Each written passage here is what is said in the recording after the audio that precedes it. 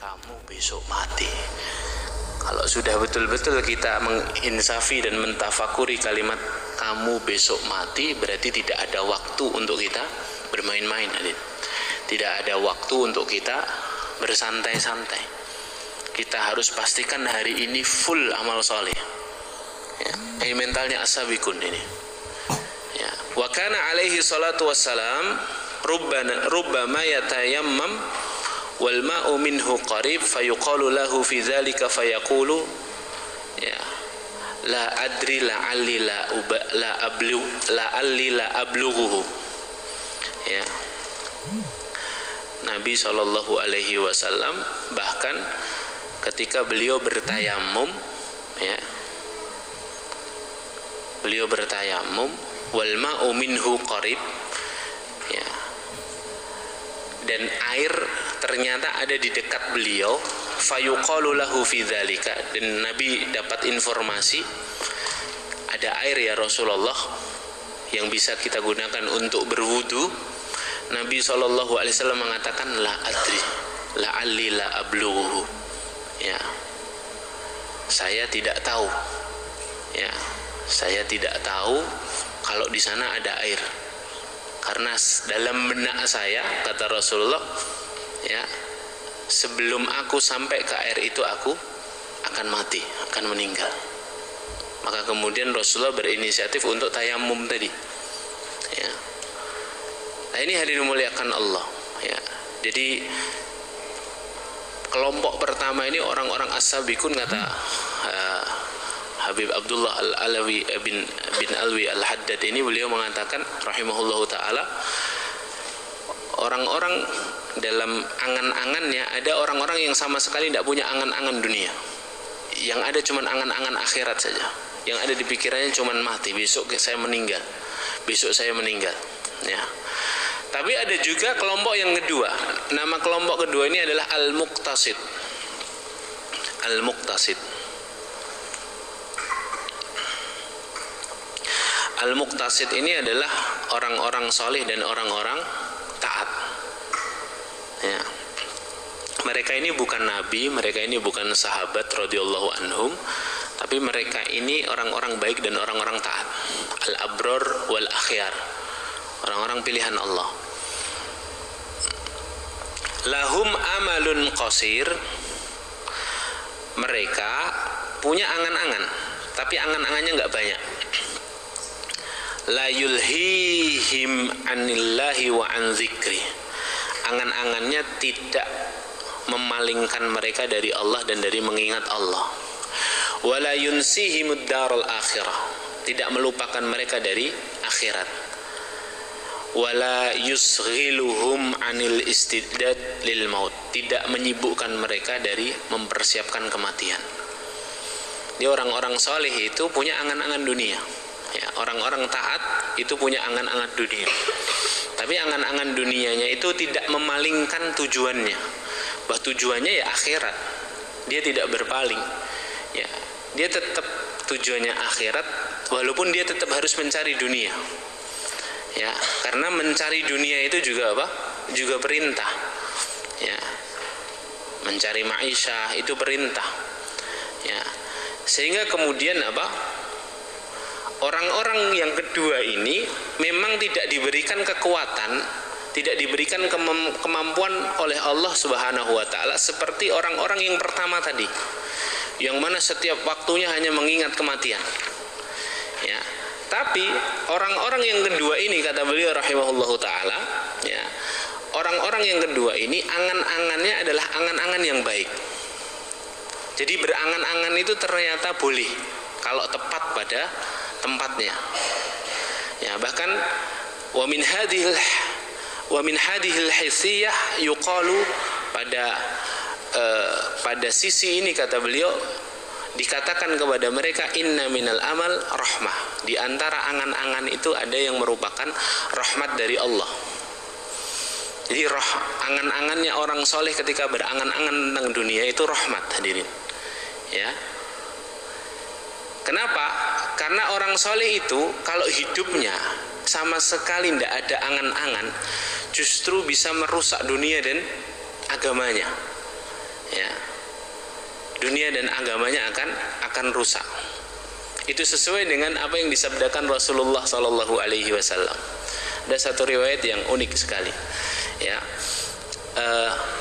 Allah Subhanahu Wa Taala ketika kata Rasulullah, Annallaha Taala lamma akhraja zurriyata Adam alaihi salam yaumal mitsaq min zahrihi, ya, ra'at al malaikatu kasratahum qalu ya rabbana la tas'humud dunya, ya. Ketika Allah Subhanahu Wa Taala menuliskan dalam Lauhil Mahfud, anak-anak Adam ini nanti akan keluar dari tulang sulbinya Adam. Kemudian malaikat melihat, loh kok anak Adam ini kok banyak sekali. Maka kemudian malaikat berkata kepada Allah, ya Rabbana, ya Allah, la tasa'humud dunya. Dunia tidak muat ya Allah. Dunia ini tidak muat untuk menampung segini banyak keturunan Adam. Maka Allah berkata, Allah berfirman, inni ja'ilu mautan, ya, inni ja'ilu mautan, sungguhnya aku menciptakan kematian. Tenang, bakal muat, karena ada nanti di antara mereka yang mati, ya, sehingga yang mati, yang hidup menggantikan yang mati. Kemudian para malaikat berkata, izan la yuhanni'uhumul aisya ya Rabb, ya. Kalau kau ciptakan kematian, mereka nanti hidupnya enggak tenang. Karena mesti mereka mengingat kematian, ya Allah. Ya. Kalau kau ciptakan kematian, nanti manusia itu hidupnya hanya mikir mati saja ya Allah. Kemudian Allah katakan, inni ja'ilun amalan, ya. Aku menciptakan angan-angan dan harapan, kata Allah. Agar apa? Agar manusia itu tidak hanya mikir mati, tapi juga ada harapan, ada angan-angan yang kemudian menjadikan seseorang itu tetap giat beramal tanpa meninggalkan amal solih. Jadi kadang-kadang hidup ini harus imbang, hadir, ya. Akhirat iya, dunia iya, tapi hanya dunia itu porsinya tidak boleh melebihi porsi akhirat, ya. Maka kemudian hadirin dimuliakan Allah, ya, dari sini kita tahu bahwa orang-orang soleh itu punya angan-angan, tapi angan-angannya merupakan rahmat dari Allah Subhanahu Wa Taala. Karena keinginannya untuk menggapai dunia itu tidak menjadikan dunia itu masuk ke dalam hatinya. Dunia itu dijadikan dia sarana saja untuk menggapai akhiratnya Allah Subhanahu Wa Taala, ya. Baru kemudian kelompok yang ketiga. Kelompok yang ketiga ini yang disebut oleh beliau rahimahullah humul maghrurun wal hamqa. Mereka adalah orang-orang yang tertipu dan orang-orang yang bodoh, ya. Siapa mereka? Alladzina tala alaihimul amal. Mereka adalah orang yang panjang angan-angannya hatta ansahumul akhirah, sampai mereka melupakan, ya, perkara-perkara akhirat, ya, sampai mereka melupakan perkara-perkara akhirat.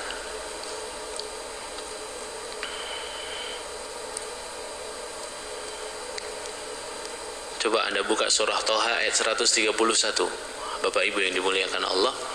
Di situ ada satu perintah dari Allah, satu larangan dari Allah Subhanahu Wa Taala. Surah Toha, surah ke-20, ayat ke-131. Apa kata Allah dalam ayat ini? Allah Subhanahu Wa Taala berfirman, wala tamudanna ainaika ila ma matta'na bihi azwajam minhum zahratal hayatid dunya, ya, janganlah kamu bentangkan pandanganmu kepada kenikmatan yang telah kami berikan kepada beberapa golongan dari mereka sebagai bunga kehidupan saja, agar kami uji mereka dengan kesenangan itu, ya. Jadi kalau kita melihat hari ini orang-orang kafir, orang-orang yang membenci Islam, orang-orang yang menyekutukan Allah, kenikmatan dunianya lebih besar dan lebih terbentang. Itu kata Al-Quran apa? Wala tamutanna ainaika, jangan kamu panjangkan, jangan kamu condongkan pandanganmu kepada mereka. Kenikmatan yang kami berikan kepada mereka itu hanya bunga dunia saja, bunga, dan kami uji mereka dengan itu, kata Allah. Kami uji mereka dengan itu. Kemudian Allah mengatakan apa? Allah menutup ayat ini dengan kalimat wa rizqu rabbika khairu wa abqa, dan rizki Rabbmu untuk dirimu itu lebih baik dan lebih kekal. Karena orang-orang beriman itu rizkinya bukan hanya rizki dunia, tapi juga rizki nanti yang kekal di akhirat berupa surga, ya. Jadi kita tidak boleh membentangkan pandangan kita pada kenikmatan dunia saja. Dalam ayat ini disebutkan, ya.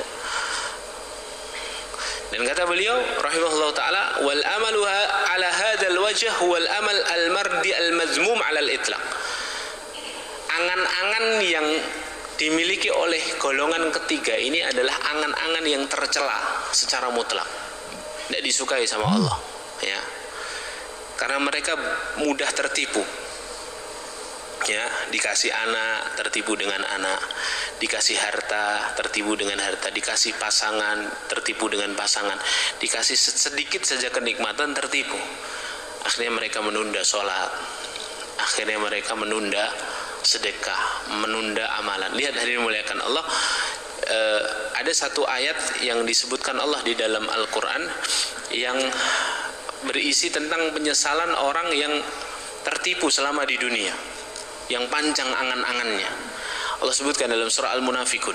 Coba Anda buka surah Al-Munafikun 9-11 hadirin. 9-11. Surah Al-Munafikun itu surah keberapa? Surah ke-63, ayat ke-9. Apa kata Allah? Ya ayyuhalladzina amanu la tulhikum amwalukum wala auladukum an zikrillah, kata Allah. Wahai orang-orang beriman, janganlah harta bendamu dan anak-anakmu melalaikan kamu dari mengingat Allah. Para ulama mengatakan, mengapa dua hal ini yang diingatkan?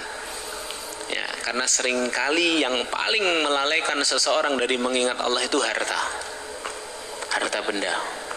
Yang kedua apa? Anak keturunan. Ya. Wa may yaf'al dzalika faulaika humul khasirun. Barang siapa yang tetap melakukan hal tersebut, maka mereka termasuk orang-orang yang merugi, kata Allah. Kemudian kata Allah apa? Jangan kamu terlena dengan anak dan harta. Wa anfiqu mimma razaqnakum, dan berinfaklah kamu dari rizki yang telah kami berikan kepadamu, min qabli ayyatiya ahadakumul maut, sebelum datang kepada kalian kematian, kata Allah. Fayakula, kemudian orang yang tertipu tadi tiba-tiba terhentak dengan kematian. Setelah dia mati, dia akan berkata, Rabbi laula akhartani ila ajalin qarib. Ya Allah, seandainya engkau kembalikan aku ke dunia walaupun sesaat saja ya Allah, semenit saja ya Allah, sebentar saja ya Allah. Kalau seandainya kau kembalikan kami ke dunia ya Allah, fa as-saddaqa wa akum minas solihin, aku pasti bersedekah ya Allah, dan aku pasti jadi orang soleh. Penyesalan hadir, yang ada tinggal penyesalan karena tidak sempat bawa bekal. Setelah kematian minta dipulangkan ke dunia, barang sesaat, ajalin qarib itu sesaat, semenit tidak apa-apa ya Allah, yang penting balik ke dunia. Fa'as-saddaqo, niscaya aku akan bersedekah, wa aku minas solihin, dan aku jadi orang soleh ya Allah. Para ulama tafsir mengatakan, mengapa di dalam ayat ini fa'as-saddaqo, niscaya aku akan bersedekah, kok enggak niscaya aku akan berumroh ya Allah, niscaya aku akan berhaji ya Allah, niscaya aku akan sholat ya Allah. Kenapa kok sodakoh, kok enggak sholat tadi? Kenapa kalimatnya sodakoh? Orang itu kalau menyesal di akhirat, minta dikembalikan ke dunia, amalan yang akan mereka lakukan sodakoh. Para ulama menyebutkan beberapa alasan. Satu, sedekah itu amalan yang paling cepat tadi. Paling cepat, eksekusinya cepat, ya. Kemudian pahalanya paling cepat sampai. Yang kedua, sedekah itu jadi amalan jariyah yang tidak terputus sampai hari kiamat tadi. Ya, apalagi sedekah fisabilillah. Antum sedekah untuk para pejuang Gaza hadirin, untuk para kaum muslimin di Gaza, itu sampai hari kiamat pahalanya ngalir. Kenapa? Karena mereka adalah garda terdepan melawan kafir Yahudi hadirin, sampai hari kiamat. Jadi pahalanya ngalir terus sampai hari kiamat. Kenapa Rasulullah mengatakan khairu sadaqah sakyul ma, afdalu sadaqah, sedekah yang paling baik itu mengalirkan air. Karena air itu kalau sudah dialirkan, dia tidak akan berhenti sampai hari kiamat. Ya, orang yang memanfaatkannya dia akan hidup terus. Ya, kalaupun dia mati, dia punya anak keturunan yang melanjutkan amal solihnya tersebab air yang dia konsumsi. Ya, makanya orang-orang yang menyesal karena panjang angan-angannya di dunia, sampai akhirat dia minta dikembalikan kepada Allah. Laula akhartani ila ajalin qarib, ya Allah kembalikan kami barang satu menit saja ya Allah, barang sesaat saja ya Allah. Fa as-saddaqa, niscaya kami akan bersedekah, wa aku minas sholihin, karena kami akan jadi orang-orang yang salih. Kemudian lihat penutup ayatnya hadirin. Walai yuakhirallahu nafsan idza jaa ajaluha, kata Allah. Dan Allah sekali-kali tidak akan mengakhirkan kematian seseorang jika waktunya telah tiba. Kalau waktunya sudah tiba, tidak bisa diakhirkan, tidak bisa ditunda, tidak bisa dikasih diskon, tidak bisa ditambah bonus, tidak bisa hadirin. Ya. Allahu khabirum bima ta'malun, dan Allah maha teliti atas apa yang kau kerjakan. Jadi semuanya ada hitungannya, kata Allah. Nanti di akhirat apa yang sudah kita tanam itulah yang kita akan panen. Ya, apa yang semua sudah tertulis di catatan amal kita nantilah yang akan dipertanggungjawabkan. Ya. Di sini ada rahasia ayat, kata para ulama hadirin. Lihat nomor suratnya, nomor surat ke berapa? 63. Ayat ke berapa? 11. Kalimatnya apa? Wala yuakhirallahu nafsan. Ya.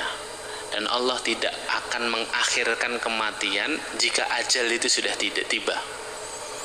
Ya.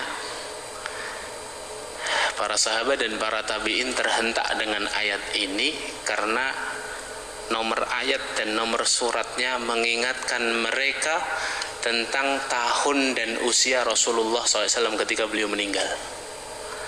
Rasulullah wafat tahun berapa? 11 Hijriah.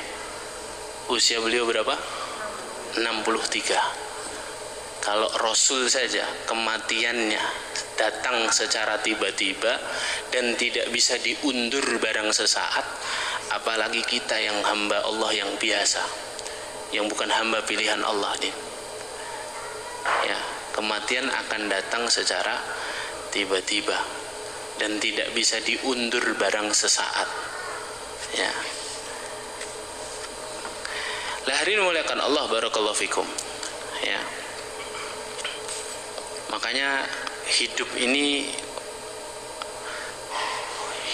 apa? Nikmat Allah yang besar hadirin. Makanya dulu guru saya pesan kayak gini hadirin. Kalau kamu kurang bersyukur atas nikmat Allah, datanglah ke kuburan. Kalau kurang bersyukur, datang ke kuburan, kemudian berteriaklah kepada orang yang ada di dalam kuburan. Teriaknya apa? Sungguh kami memiliki nikmat yang tidak kamu miliki, wahai ahlul kubur. Nikmat apa? Nikmat hidup hadirin. Orang hidup itu masih bisa bertobat tadi. Minimal masih bisa bertobat. Kalau dia malas beramal soleh, dia masih bisa bertobat. Orang mati sudah tidak bisa bertobat tadi. Ini nikmat dahsyat tadi, nikmat hidup ini.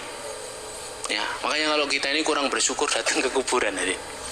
Ya, terus bilang kepada orang yang dikubur, wahai orang yang ada di dalam kubur, sungguh Allah berikan aku nikmat yang lebih besar daripada kamu. Ada nikmat yang tidak bisa kamu rasakan, yang bisa aku rasakan. Nikmat apa?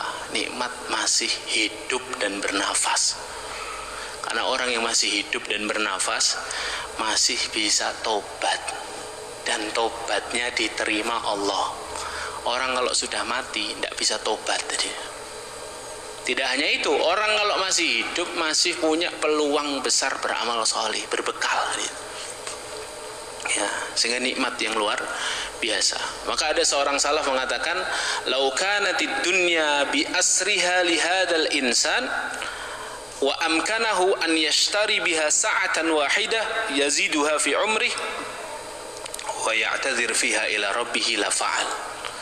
Kalau seandainya dunia seisinya itu milik manusia, ya, dan dia mampu untuk menjual dunia seisinya itu demi membeli 1 jam saja tambahan untuk umurnya agar dia bisa bertobat kepada Allah, maka dia akan melakukannya. Kalau semua dunia ini milik kita, hadir, kemudian kok kematian itu ada di depan mata kita, kemudian dengan seisi dunia ini kita bisa membeli 1 jam tambahan, injury time, extra time 1 jam. Dalam rangka 1 jam ini kita bertobat kepada Allah, karena sudah telat nih, sudah ajal depan mata, belum sempat tobat tadi. Apa kata beliau? Kalau seandainya dunia seisinya ini bisa ditukar dengan 1 jam tambahan umur untuk ya'tadzir ila rabbihi, untuk memohon ampun, meminta ampunan kepada Allah, la fa'al, maka manusia pasti akan melakukannya. Ya. Apa maksud kalimat ini? Maksud kalimat ini, dunia ini tidak ada harganya kalau dibandingkan akhirat ini. Maka geserlah orientasinya, jangan fokus terus sama dunia, kasih waktu buat akhirat tadi. Ya, kasih waktu buat akhirat. Nanti yang ada hanya penyesalan seperti percakapan dalam Al-Quran. Dalam Al-Quran itu banyak penyesalan-penyesalan seperti ini, hadir. Ya, kalau saya catat di dalam beberapa ayat itu ada 3 jenis orang yang nanti ingin kembali ke dunia lagi. Ya, jenis orang pertama itu orang yang baik, para penghuni surga yang meninggalnya karena mati syahid, itu mereka minta dikembalikan ke dunia, hadir. Ya, Rasulullah SAW bersabda dalam sebuah hadis riwayat Bukhari dan Muslim, "Ma ahadun yadkhulul jannata yuhibbu an yarji'a ila dunya wa lahu ma 'alal ardi min syai'il lasyahid." Kata beliau, tidak seorang pun yang masuk surga namun ia suka untuk kembali ke dunia, kata Allah, kata Rasulullah. Padahal di dunia dia cuma punya harta sedikit. Ada orang yang masuk surga, kata Rasulullah, di surga itu dia minta sama Allah agar dikembalikan ke dunia. Padahal dia sadar dan tahu di dunia dulu dia tidak punya dunia, dia cuma punya harta sedikit. Tidak ada seorang pun yang seperti itu kecuali, kata Rasulullah, illa syahid, kecuali orang yang mati syahid tadi.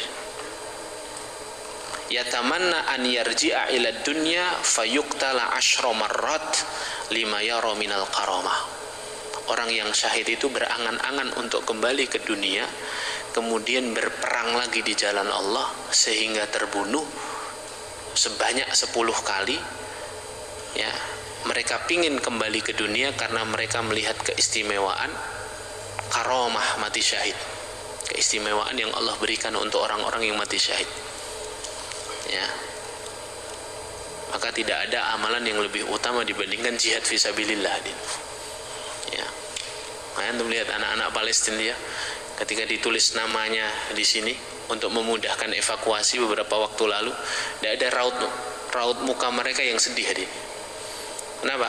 Karena mereka memahami kalau nama saya sudah ditulis ini berarti saya calon syahid nih. Masya Allah. Ya. Nah, kata para ulama, ada orang-orang itu kalau sudah sampai akhirat pingin balik ke dunia. Yang pertama orang-orang yang mati syahid. Yang kedua orang kafir, orang kafir. Ya. Percakapannya Allah sebutkan dalam surah Al-Mu'minun ayat ke-107. Allah katakan perkataan orang kafir ini, Rabbana akhrijna minha fa in udna fa inna zalimun. Ya Allah, keluarkan kami dari sini ya Allah. Kembalikan kami ke dunia ya Allah. Maka kalau kami nanti di dunia kembali kafir ya Allah, sungguh kami termasuk orang-orang yang zalim. Kami ingin beramal soleh ya Allah. Kembalikan kami ke dunia ya Allah. Kami ingin beramal soleh. Ya, mereka tidak mau tidak mau disiksa hadir. Mereka ingin kembali lagi ke dunia. Ya.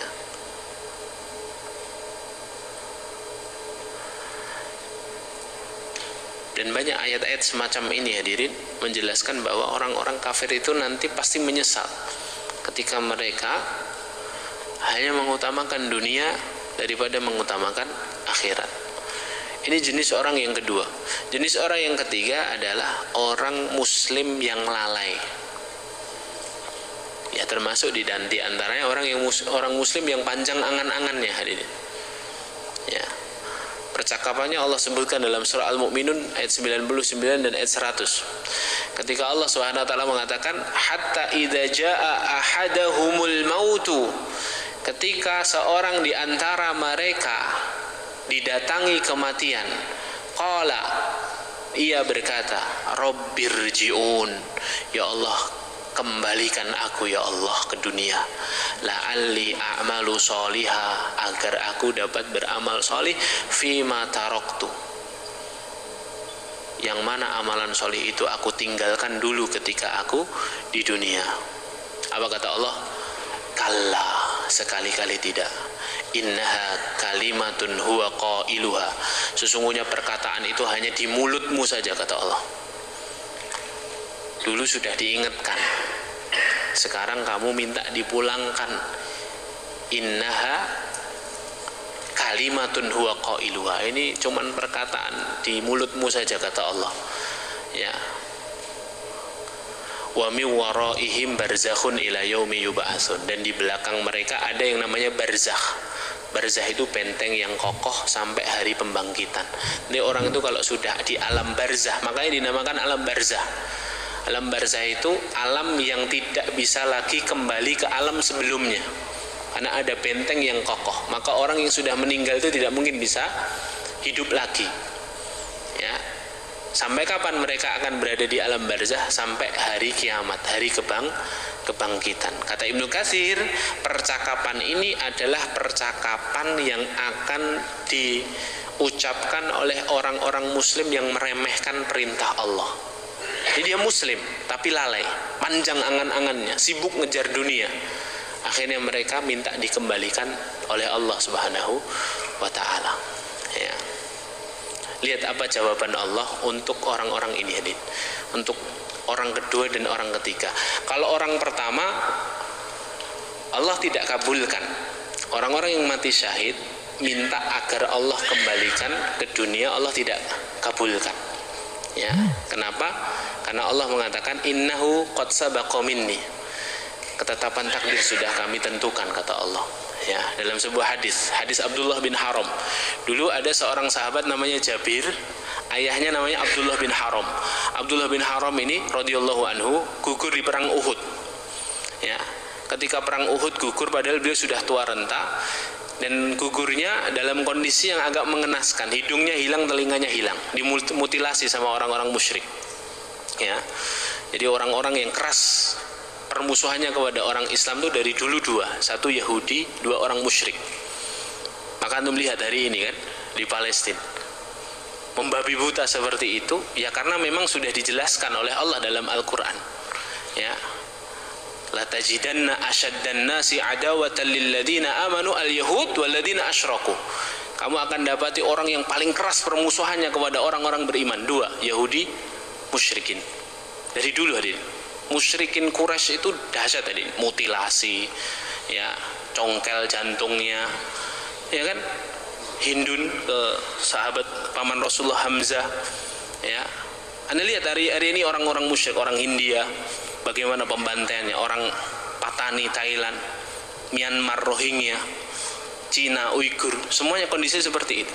Yang kedua Yahudi, ya itu dahsyat. Lah Abdullah bin Haram ini termasuk korbannya. Kemudian Jabir itu sebagai anaknya melihat kondisi ayahnya seperti itu sedih murung berhari-hari, dipanggil sama Rasulullah, ya Jabir, ya ala adullukum ala ma qala Allahu li abikum. Mau nggak kamu aku kasih kabar apa yang dikatakan Allah kepada ayahmu? Jadi Rasulullah menghibur Jabir, ya lewat berita dari malaikat Jibril. Bala ya Rasulullah, mau ya Rasulullah, apa yang dikatakan Allah kepada abiku ya Rasulullah? Kata Rasulullah, ma kalamallahu ahadan illa mi wara'i hijab. Allah tidak pernah berbicara dengan seorang hamba pun kecuali di balik tabir. Wa kallamallahu abaka kifahan, tapi Allah berbicara dengan ayahmu kifahan, face to face, wajhan biwajhin, langsung. Apa yang dikatakan Allah kepada ayahku, ya Rasulullah, Allah berkata kepada ayahmu, tamanna alayya u'tik, minta satu permintaan, aku kabulkan wahai Abdullah. Maka ayahmu Abdullah meminta satu permintaan, antuhyiyani fa'uqtal fika saniyatan. Ya Allah, hidupkan aku lagi ke dunia ya Allah, aku ingin berjihad lagi melawan orang-orang kafir ya Allah, sampai aku terbunuh untuk kedua kalinya. Kemudian Allah berkata, innahu qad sabaqa minni innahu la yurja. Sesungguhnya itu perkara yang sudah menjadi ketetapanku, orang yang sudah meninggal tidak bisa hidup lagi, kata Allah. Kemudian kata Allah apa? Tamanna alayya u'tik, minta lagi wahai Abdullah, pasti aku akan kabulkan. Ya, minta lagi ya wahai Abdullah, pasti aku akan kabulkan. Kemudian Abdullah bin Haram minta kepada Allah, ya Rabb ablik man warai, ya Allah ceritakan kepada orang-orang setelahku ya Allah tentang kenikmatan yang kau berikan kepadaku setelah aku mati syahid. Permintaan Abdullah bin Haram itu dikabulkan oleh Allah. Turun satu ayat di dalam Al-Quran, surah Ali Imran 169, wala tahsabanna alladhina qutilu fi sabilillahi amwata bal ahya'un inda rabbihim yurzaqun, kata Allah. Jangan kamu mengira orang-orang yang terbunuh di jalan Allah itu mereka mati. Bal ahya, mereka hidup, kata Allah. Inda rabbihim, di sisi Rabbnya, yurzaqun, dalam kondisi diberi rizki yang banyak. Farihina bima atahumullah min fadlih, mereka dalam keadaan berbahagia atas nikmat yang Allah berikan dari karunia-karunia-Nya. Dikabulkan hari ini. Jadi kalau orang tipe pertama mati syahid minta dikembalikan ke dunia, tidak bisa. Memang tidak ada ketetapan dari Allah orang mati bisa hidup lagi, ya. Tapi ya, untuk orang kedua dan ketiga, ada tiga jenis tadi ya. Yang pertama orang-orang syahid, dijawab sama Allah begitu. Tapi kalau untuk orang kafir sama muslim yang lalai, jawaban Allah berbeda, ya. Allah jawab permintaan mereka di surah Fatir ayat 37. Coba Anda buka surah Fatir ayat 37. Allah Subhanahu wa taala berfirman, wa hum yastarikhuna fiha, dan orang-orang yang sudah masuk ke dalam neraka mereka berteriak-teriak kepada Allah, Rabbana akhrijna na'mal salihah, ya Allah keluarkan kami dari sini ya Allah, kembalikan kami ke dunia ya Allah. Na'mal salihah, kami ingin beramal salih ya Allah. Ghairal ladzi kunna na'mal, kami akan beramal salih ya Allah karena dulu kami tidak sempat beramal salih ya Allah. Kami tidak akan ngulangi lagi perbuatan kami ya Allah. Apa jawaban Allah? Jawaban Allah kalimat berikutnya, awalam nu'ammirkum ma yatazakkaru fihi man tazakkar wa ja'akumun nadhir. kata Allah. Bukankah kami telah memanjangkan usiamu, kata Allah, untuk dapat berfikir bagi orang yang mau berfikir. Dan bukanlah kami telah mendatangkan untukmu pemberi peringatan, tapi kenapa tidak kamu manfaatkan? Jadi Allah itu jawab dengan 3 jawaban, kata para ulama. 1, Allah mengingatkan para orang-orang yang menyesal ini dengan apa? Dengan kalimat, bukankah kami telah memanjangkan umurmu? Ya.